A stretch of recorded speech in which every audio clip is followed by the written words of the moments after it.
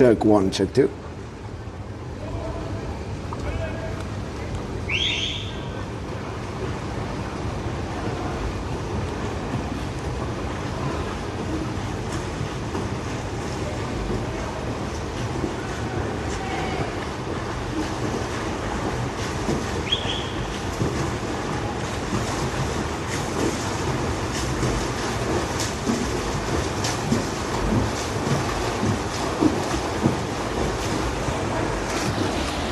Yo. Let me figure out, oh no, not what I wanted.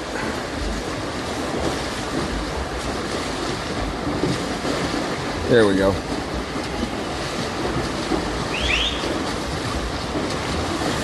Lock in, baby. Cool. Hey, we are cool, we're live. Time out! Time out! Time out!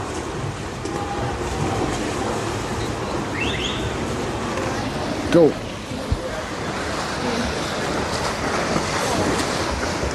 A beautiful welcome to a live stream from pool deck. So today I will flip the camera in a little bit so you guys can see better what's going on. But basically we got a group of 21 kids. We got them in a long course pool today over here because they're doing a warm-up, a specific warm-up for underwater fly kicks. And then at 5 o'clock, Milo is going to teach them about the underwater fly kicks, right? So that's the deal. And then tomorrow is going to be the next 21. And then on the last day is going to be the remaining 21. So we'll do a mini workshop so he can work with them individually. Does that make sense? And in the meantime, we're over here in the short course pool where everybody else is. And we're doing a good old school Swimpros workout, loud, energetic, upbeat, and with drag socks. Okay, so it's gonna be something. Mia and Yul and Laura are in the short course pool, and then Jasmine, Zach, and Milo are in the long course pool. It's hot. We gotta stay hydrated. We gotta stay very well hydrated. Okay, let's go over there. I'll flip the camera so you guys can see what's going on.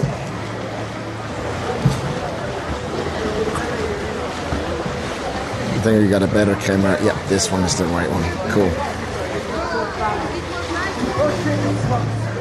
It's also good because we're such a big camp that, you know, having like 60 people in the short course pool, it's a bit too much. So it's really good if 20 are over there, it's only 40 here, and that works out really well.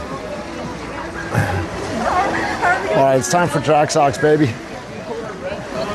Here's Ali. Just putting them on. So just in case you don't know what drag socks are, you like literally just put them over your feet. Oh, poor girl, you don't have fins on?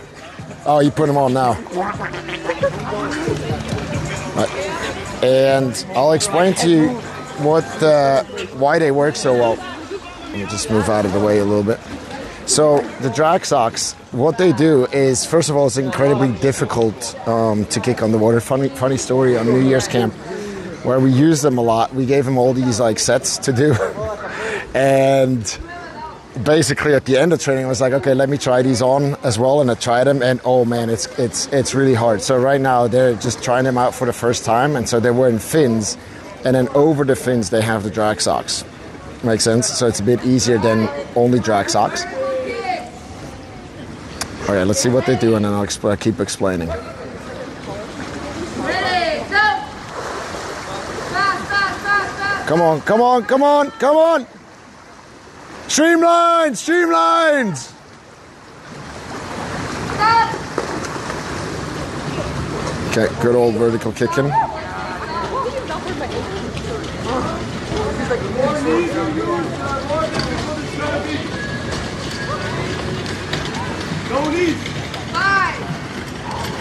Over there we got me and you.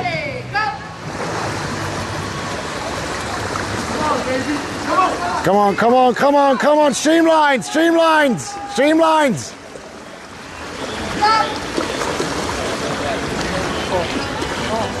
So basically, why they're so effective, and we measured that in the last camp, right? We didn't do it this camp because it's too many swimmers, but on average in the camp, from beginning camp to end of camp, in a 15-meter underwater kicking, no fins, no nothing, 15 meters, they improved on average 0.5 seconds, right? When you add that up for a 200-meter in short course, that's 4 seconds just the kicking, which is huge. And what the drag socks do is, if they're just kicking from their knees, you know, like they're not going anywhere, right? They're literally just standing still, and they notice, oh shit, I'm not moving. And so they have to start to initiate their movement from the chest. Does that make sense? So I'll try to show you. If they're just kicking from the knees, they're not going anywhere. So they have to initiate the movement from the chest, like the pros do, and that's when they start moving. So the beautiful thing is, automatically their body, well, they notice they're not going anywhere, and they try out something different, and they're like, oh, now I'm moving, and it automatically forces them into the right kind of movement. And that's why they're so magical. And a lot of the colleges in America use it, and clearly it works, right? America's really good at underwater kicking, so there's a reason why they're using it. In Europe, they're not that popular yet. Some of the pro teams use them, but not even close to all the teams. And yeah, you know, you just look at the fastest kickers underwater, Gretchen Walsh, Kay Douglas, Caleb Dressel, all these people are US people, and it shows, right? By the way, similar thing for mental training, they all do it over there, and only the top guys and top girls do it in Europe. So it's another thing where we're kind of lagging.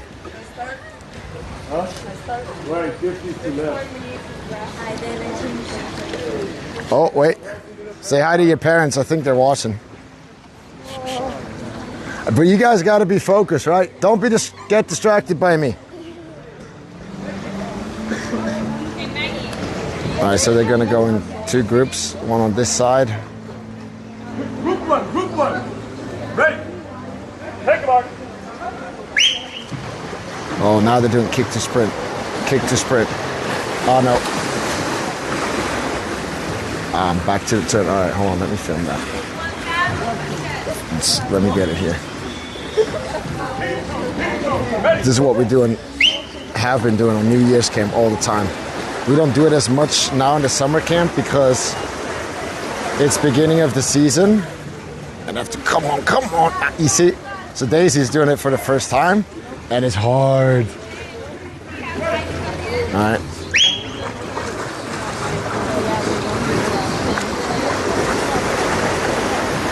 Dimitri doesn't have drag socks. Okay. Well, pretty good. It's pretty good. Dimitri, stay in streamline tight at all times. Good job, Sophia. It's the first time you're using the drag socks, right? Yeah, good job.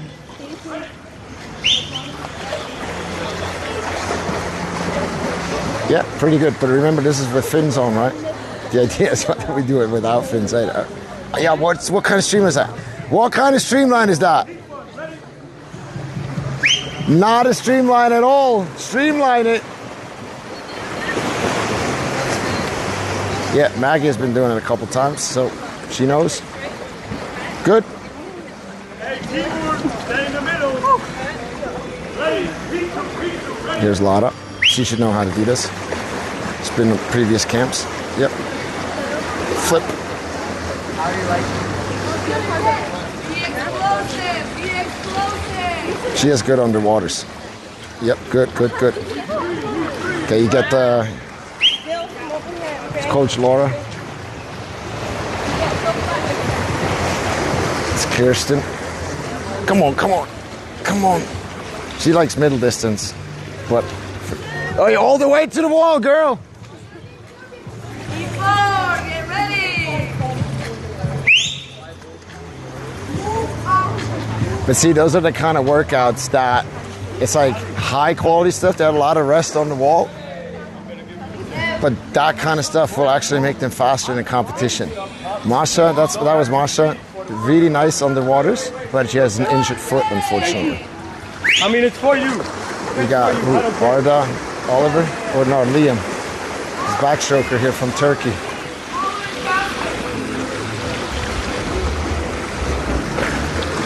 strong, he's strong.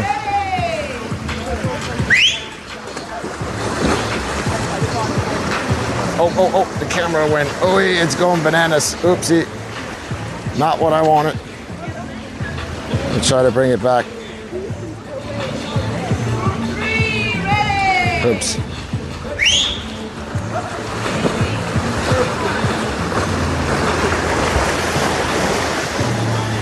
Right, you see, I'm just trying to be an influencer.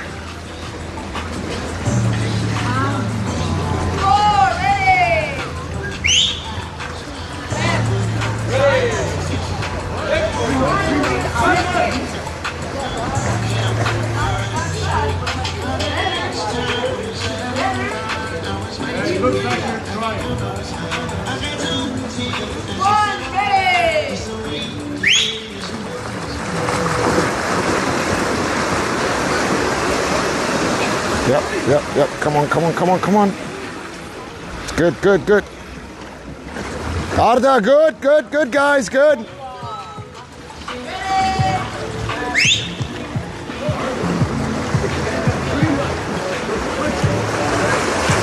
Yep, come on. Yep. See, they're starting to get the hang of it. I like it. So, starting to get the hang of it.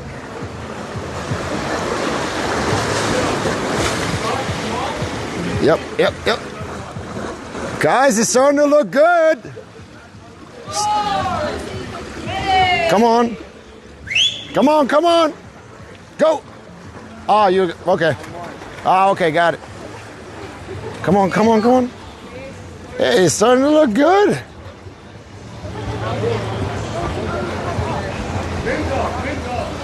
Oh, wait, you still have one? That's more. There's one more, apparently. We get it, don't get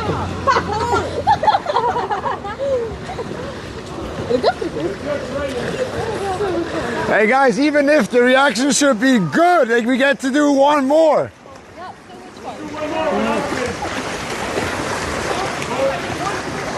Yeah, so basically also once they take off the drag socks, the best way I can describe it to you as a swimmer is you literally feel like you have huge feet.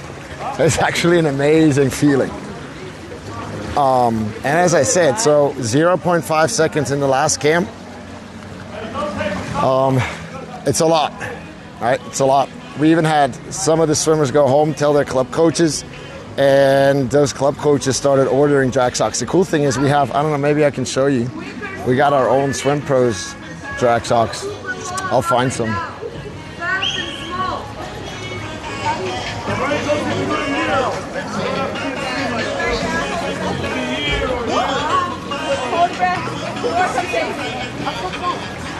We got Swimpros mesh bags. Look here.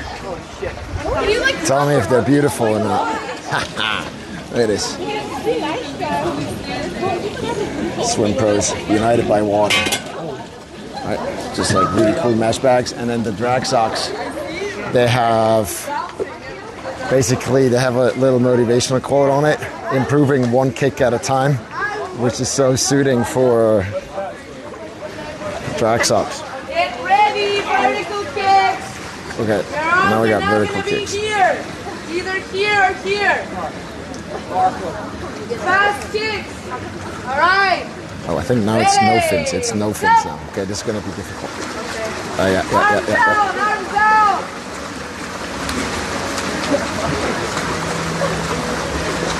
Stop. Yep. So this one, guys, is hard. It may not look hard, but it is hard because those freaking drag socks are really making them slow. Right, but it forces them to push water down, otherwise they're just drowning. So automatically their body will react and adjust to it. That's the beauty of it.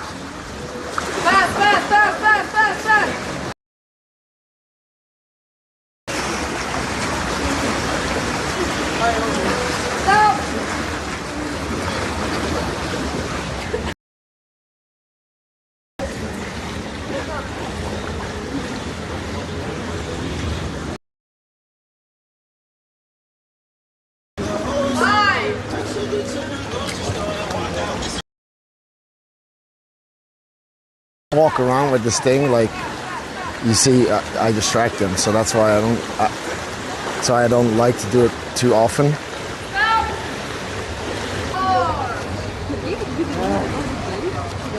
And let me show you the other group before.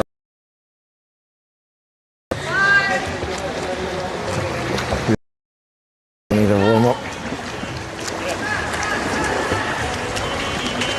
That's such a beautiful pool. Hey, it's just the water is like a little bit salty, but not much. Not what I want. Here. It's just like a little, but it's so clean and I think it's pretty fast too. It's just really good for the skin. Even though we do have one guy who has pulling problems, but that's usually, like they say, this kind of pool is much better for the skin than what we have back home.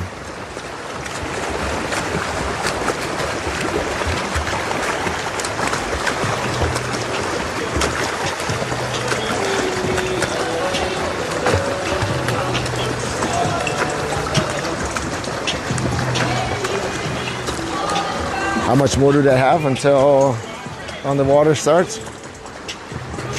How much more do they have until on the water starts? 10 minutes? 40. Okay.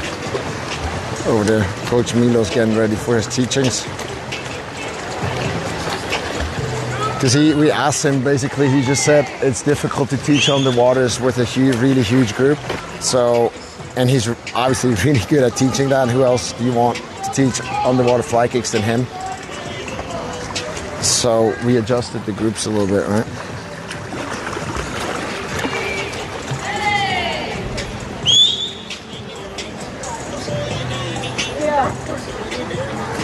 Okay, we're back.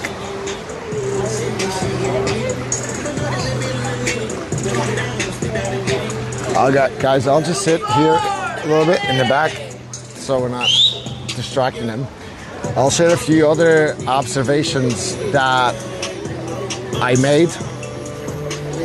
And some of you were here for the open workout, and we did the gap versus gain thinking, right? Which is a really easy tool. Takes about 2 minutes or so to do in the evening. And yesterday, I don't know if you guys know, but yesterday I caught some kind of stomach bug and I was out. I was feeling really lousy, so I had to stay in a hotel and stuff. And today I was back. I did a mental session with them gave them a little gift. This one, what we speak is what we create.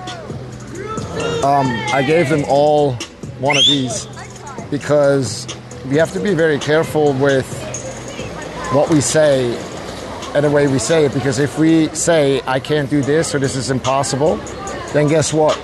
You're gonna be right, because the mind doesn't want you to succeed. It doesn't want to find the truth. It just wants to be right. Okay, that's why we have religious wars. That's why we fight with the people that we love the most, because we just want to be right. And so if we have beliefs where I can't do this and I can't do that and this is hard and this is difficult and this is impossible, guess what? Your mind is going to do everything it can, and it's very powerful, to prove that you're right.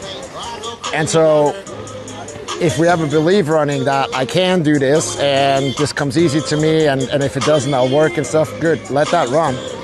But if we have beliefs that are self-limiting or self-sabotaging, we have to investigate what they are and change our thinking, our language around it. So I gave them a real bracelet. And basically the first thing I did in the mental session, though, was to just ask them, hey, I gave you the gap and gain like 2 days ago. Who actually did it last night? And then maybe 10 hands went up, right? And I asked the other 50, okay, what about you guys? And there was only one excuse, and you can probably guess it, I forgot. Which is, I understand that excuse very well, but it's one of the lamest excuses. And I'll tell you why. You see, when you're trying to build a new habit, it's literally like, hey, I need to go like to a more quiet place. I'll stream from over there because the music is really loud. Here are the water fountains, by the way. I'm just gonna grab some for me.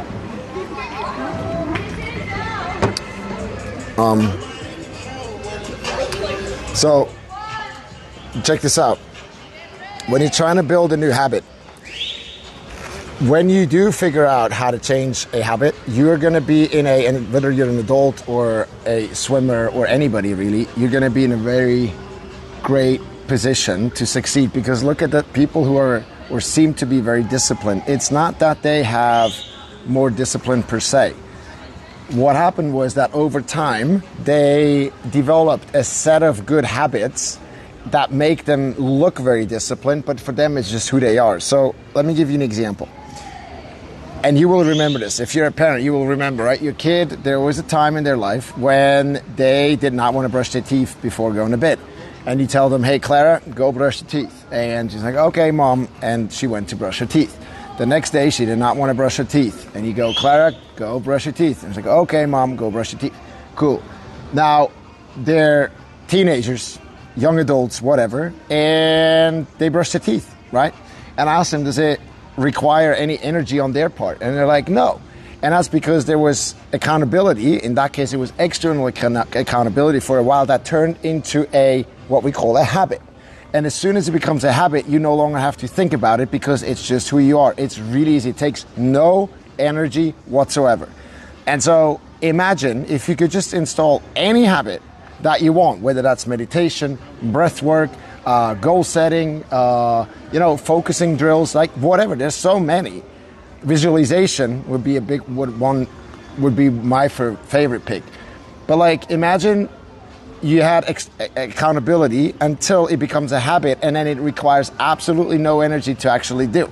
You can become so incredibly powerful as a swimmer, as a parent, as anybody. And so the people who know how to change habits, they are in a very good spot, because maybe they're not better off today, but they will be in a couple of weeks, in a couple of months, and definitely in 5 or 10 or 20, 30, 40, 50 years, right?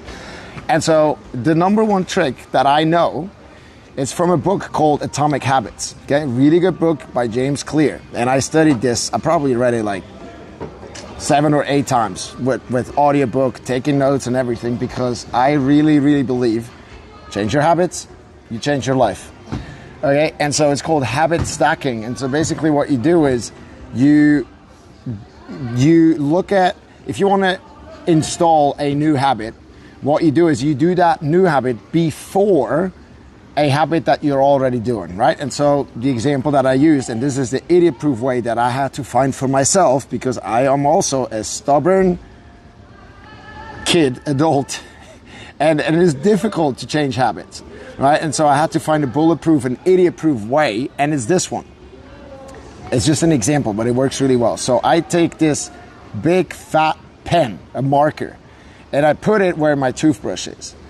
And then in the evening, right, because again, I'm so used to brushing my teeth, I'll do that 100% certainty, I'll do that, right? There's not many nights where I miss brushing my teeth. There's something extraordinary would have to happen. And so I want to brush my teeth, and I see that pen next to my toothbrush. And at that point, that pen reminds me to write down my 3 gains for the day. And so I take the pen or a different pen or whatever, I write down the 3 gains, and guess what? I put it back next to the toothbrush. Then I brush my teeth and I go to bed. Done. And I do that for a couple of weeks, maybe a couple of months, however long it takes until it has internalized for myself. And then that's now who I am. Does that make sense? And, the kids can still choose not to do it. They see the pen and they're like, oh, I wanted to write down my 3 gains, but hey, you know what? Today I choose not to do it. And that's fine with me, because then they actively choose against doing that, which is fine, because they made a choice, right? They made a choice to be less powerful. Fine. If that's what they want, they know it's not aligned, and it's fine for me, but it was an active decision. But what's really, really lame, and that's why I have to be like creative with like teaching the teenagers or coaching or like in applying the knowledge that they're getting from us, is I don't want that lame excuse, I forgot, because that is the least powerful, weak kind of way to do things, right? And so we have all these little tricks at Swimpros to help them apply the knowledge that they're learning. It's, by the way, it's the same thing, guys, with pre-pool warm-up, ankle flexibility. We all know with 100% certainty this is so important for everybody, and they don't do it. Why? Because I forgot, right? And so we have to put reminders in place. While we're on camp, we can do it because I just come on pool deck and I shout, everybody, get down on your heels and do the ankle stretch. Or if you're a breaststroker, stretch your hips and stuff, do the breaststroke seat. Super easy. But what happens at home, because in 10 days we can give them momentum, we can give them tools and all that, but the habits will solidify when they're back home in their club. And so that's what we're always saying, and that's why the school platform is so popular, is that what happens at home is actually more important than what happens on camp. And so, right, we have to give them tools that they can remind themselves to actually start doing the things that they know and they say and they agree that are really, really important for us. And again, we don't do like, okay, you have to sit down in a quiet room and meditate for an hour and stuff, because we know that's not possible. But to do something for 2 minutes a day, that is possible.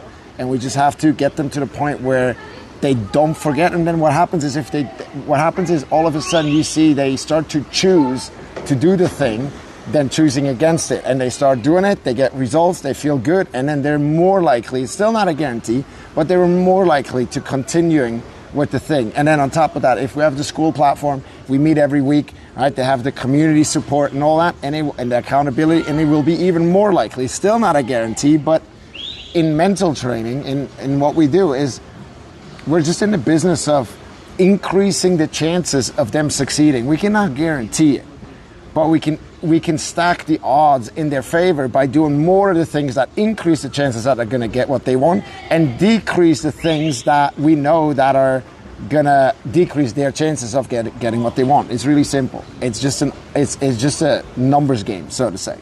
Right? So I hope that makes sense. And we're never like mad at them, because we know our own past and we know how difficult it is. But that's why these little tools, and then especially if the parents do the right thing at home and everybody's pulling on the same kind of cord, it is very powerful. Okay, so that's what I've been observing. So it's not about just giving them like cool tools where they like say they learn stuff, but they actually have to apply it. Because if they just learn stuff and they don't apply it, they have actually not learned anything. It's almost like the opposite. They're going to be very confused when they don't get the results that they think they should have, even though mentally they understand all the concepts, but the trouble is they don't apply them. Makes sense? They know how to visualize, but they don't do it. It's like, oh, I didn't get the result. Well, did you visualize? No. Okay, start there. Make sense? And I say that with love, always. Okay, back to training. Okay, so they did drag socks with fins, then they did drag socks only, and now they're doing no material at all. 2, 3, ready!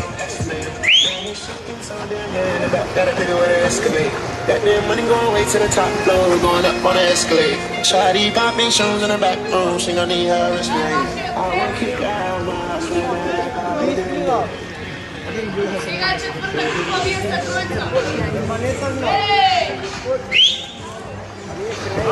Hey, does it feel like you have big feet?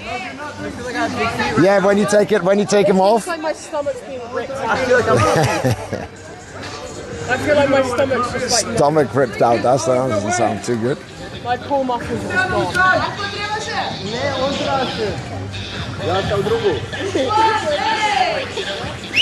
Let me show you the drag socks.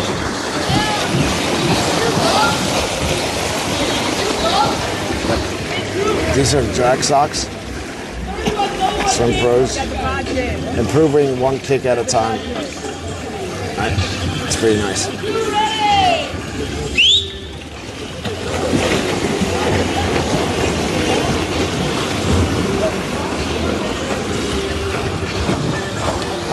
Yeah. See, if they do that, imagine if they do that like every day, their underwaters are going to get better.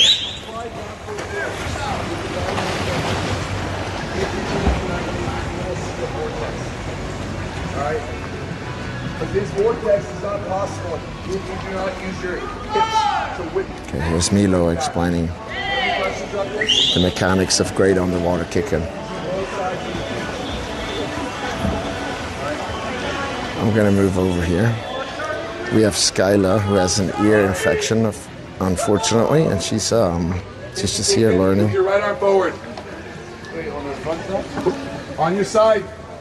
Guys, I need to see you kick in both directions on your side, and this is what I'm looking for. I'm looking for a vortex, yes. Move your arms with your body or just keep it straight?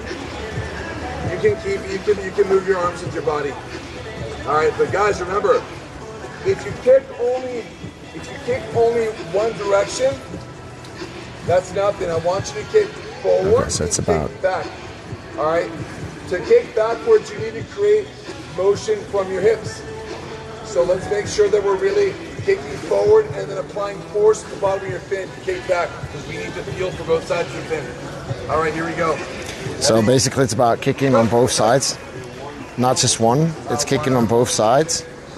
Kicking with both arms. And then the interesting thing about the underwaters is also really the goal of underwater kick is to push water back, right? And the only moment when you're actually pushing water back is when you're changing the direction of the kick, and that is happening on both sides. And that's this whip effect that they're working on. And guys, I mean, Milo is such a great teacher, and it is so interesting also for us, like high-level former athletes, to like listen to him teach. It's so fun, and we're learning as well. Everybody's learning. Milo's learning from us. We're learning from him. Well, he's part of the gang, you know. So and a lot of these kids, right? You have to understand, like a lot of them have never been taught how to actually kick on the water. Hey, Skyla. Hi, Coach. So we're hoping that her ear is going to get better soon. And so, yeah, a lot of these kids have never been taught how to swim, how the mechanics of underwaters work. And so we can see that, because when we talk to you parents, we're always asking for, okay, what is your kids' 100 freestyle and stuff?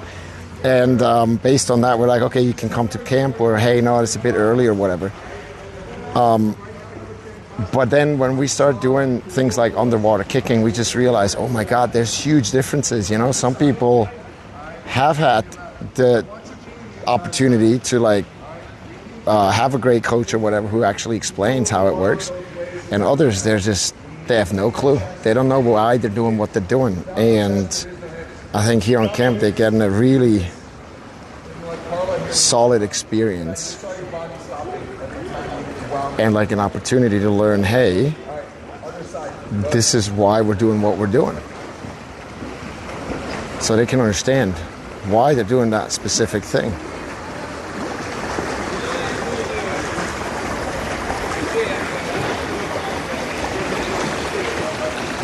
All right. So you see how, yep, okay. This is Victor. Yeah, and there's some really fast swimmers, like it's really fast, but then underwater kicking is just not there, right? And they're going to be limited, because in modern swimming, we just know one thing for sure, 100% sure, is that you need to have good underwaters. We just know. We don't have to guess. We just look at the best people, and we know with 100% certainty. So the time to develop these underwaters is now. Not like when I'm older, when I'm bigger, when I'm stronger. No, it's now. There's Steven and Nathaniel, breaststrokers. Also can swim fly. Because with the underwaters, a lot of times what I hear is the thinking, yeah, you know, I'll start doing underwaters when I'm stronger, when my lungs are bigger, when I'm faster and all that. But the question is, how do you think all these people who are so good, how did they get there? Did they... You know, like the thinking, it would be like me saying, hey, I'll start saving money once I'm rich. You know what I mean? It's how the human mind works, but it's a mistake.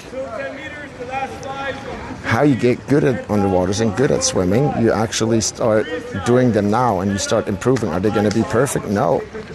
But they're going to get better. You have to kind of draw the line in the sand and say, I'm going to be a great underwater kicker. underwater, I want you to practice creating the motion with your body. 10 meters. Kick down and There's the other man, Peter. Hey, Peter. kick water upwards to disturb the surface.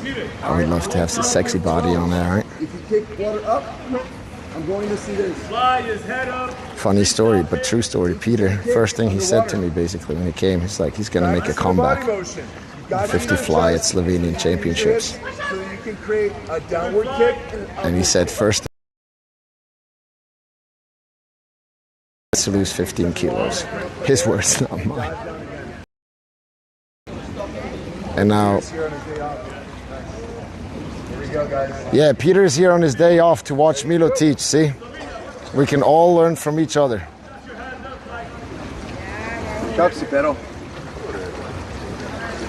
Right. So we gave Peter this afternoon, we gave him off, and he decided to come.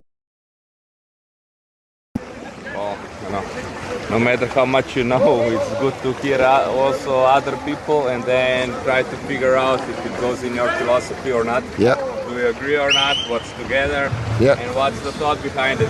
Cool. Because there's more than one road that leads to the end. Exactly. I don't know if you guys heard that, but he said wants to hear what the philosophy is, where they agree, where they don't, and there's multiple roads that lead to great underwaters. So, you see, always learning. We're always learning. All right, I'm gonna get a little bit of a close-up.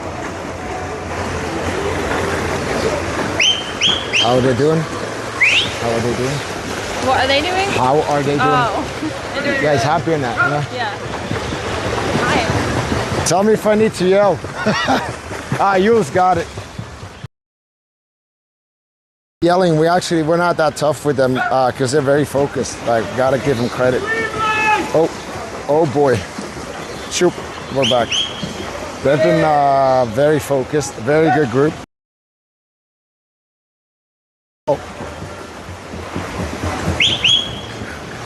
So we don't need a lot of yelling and stuff.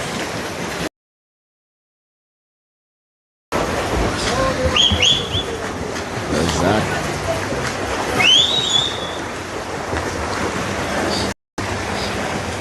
Giovanni, a little injured, did some power towers earlier. Stanford, ready, go! They're looking at each other. For drill. So you see, okay, so they have to be in a bowl, come up in a okay, hold on, I'll show you with the second group. So they're in a bowl. Can Timur do it really well? Who does it really well? I want to show them. Hadi. Hadi. Ready? Everyone with injuries because I have to say to the Austrian Olympic Committee and I didn't say it. For later. Oh, okay. I don't think they're gonna watch it. All right, so now I missed it. Right. Okay, so let's see. So they're in a. So basically, they have to be in a. It's difficult. Look, Zane does it. You know. All right, so they're not clear. Okay, it's a new drill for them, right? But basically, they have to float until they're in a really good body position, and in the moment they feel they're in a great body position, they need to sprint as hard as they can for a couple strokes and accelerate really hard. Ready, go! But they're not sprinting the whole 25, just a couple strokes to hold the speed. It's about the acceleration. Ready, go! Yeah, let's see. See, they're floating. Oh, he's turning. Oh, no, that's not going to work. Nope, that's not going to work.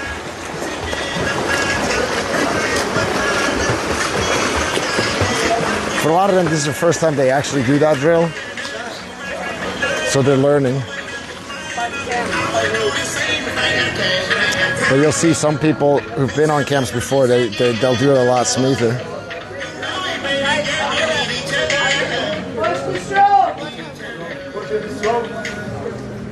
Group 1, ready, go! Did you say change your strokes or don't change your stroke? Don't. Okay, so look. Oh, now they're sprinting off. Okay. Sprinting right off the wall. No underwaters. Straight into swimming. What's that? What's she doing? She's confused. That's Sarah. Clearly. Go. Ready. Go. Ready. Go. Cramp. Cramp. DBT. Get out of the lane. Are you cramping? Dimitri, you have a cramp? Cramp? All right, go out and stretch it.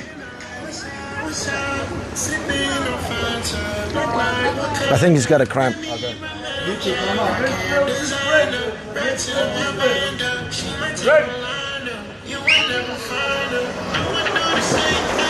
Oh yeah, this is a sprint drill. So fly with freestyle kick, for example. And then going into, ooh, that looks good, into a nice drill. Yep. Come on, come on!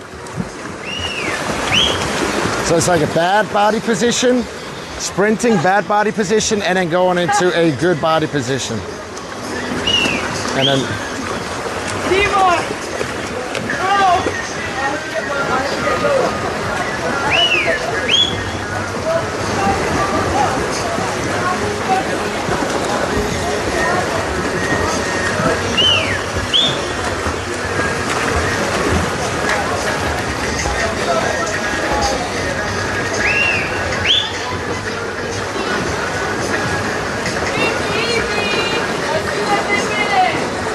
It's like I see stuff from here and I want to go and coach, but it's kind of difficult with this thing in my hand.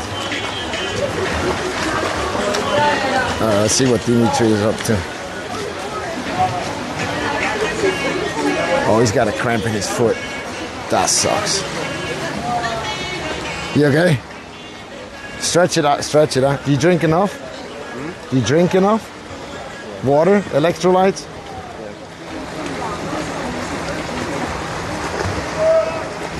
Cramp in the foot. No.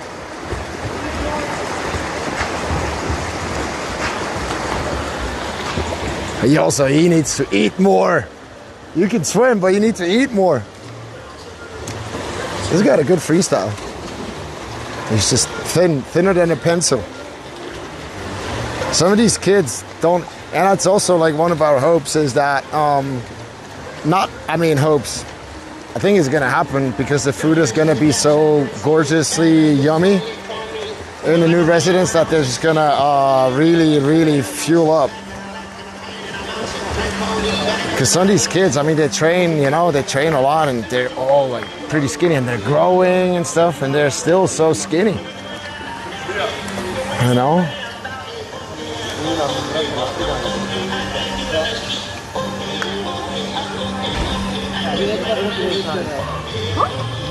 So the set is 50-25s overall. I'm just seeing that.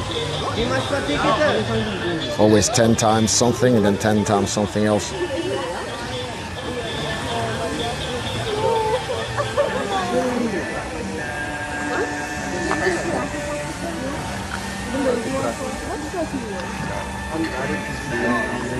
I think that gives you an idea, right? So over there, they're just kind of progressively moving from one drill to the next. And then I'm sure they're going to try to put it together with like some sprinty stuff as well. And then we got Marcus over here. He's like, he's flying his drone. So Marcus is one of our good friends. He's standing there. And the drone is somewhere up in the air. They try to play me as a villain and color me bad. I noticed the jealousy peeking.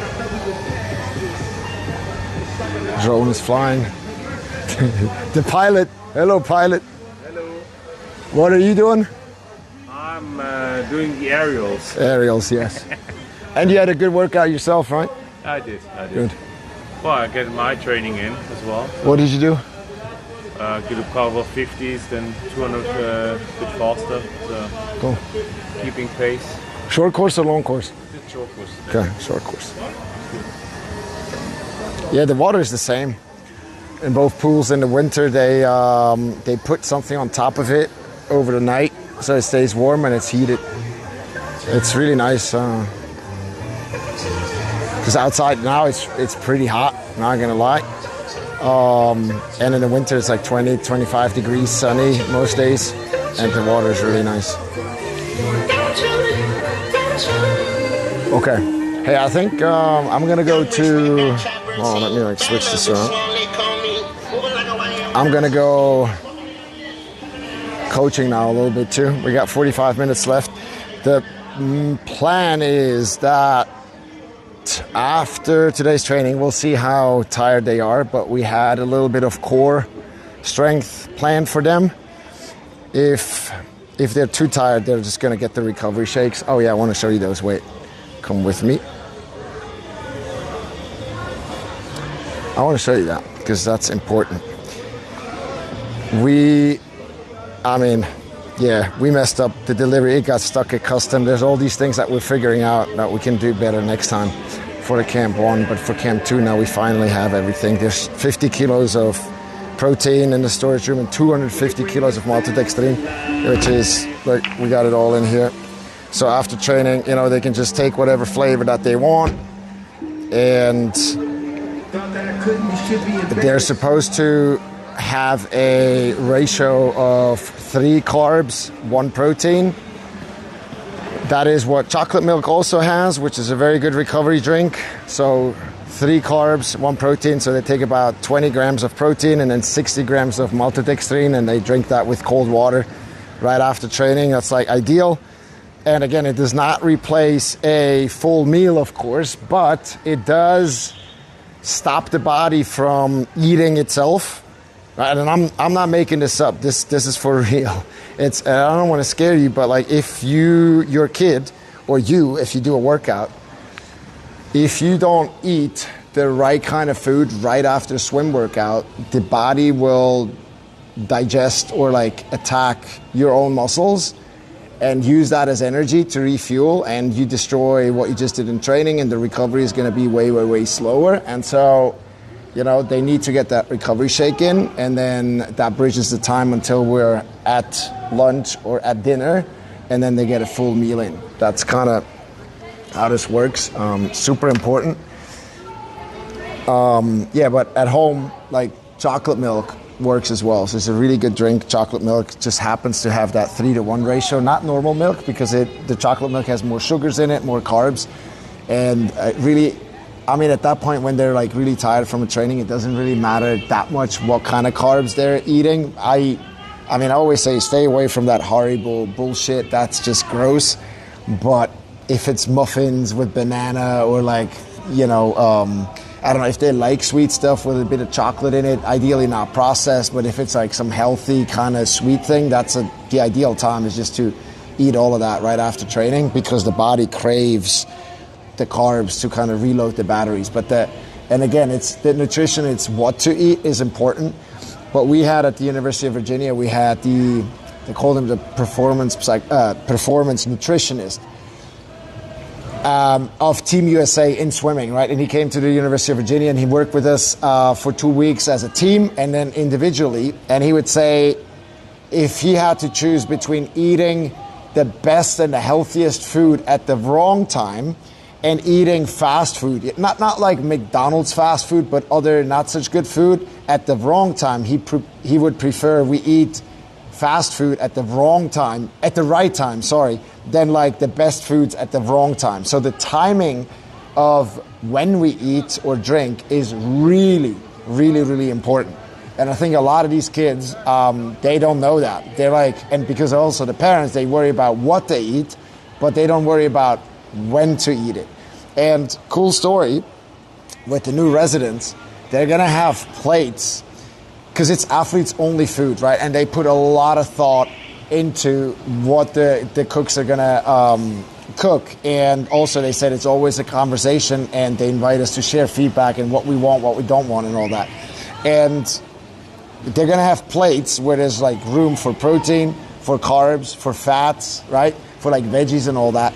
And then it's gonna be a lot easier to actually teach them, hey, this is what you need before training, this is what you need after training, this is what you need in between, because we see what they have on their plates, and it's gonna be labeled really well. So there's and they even have a nutritionist here, as far as I understood, that would be available to give tips and have sessions and use the conference room and stuff. So, I just think Yeah, and then coming home from camp, they'll have that information. All right.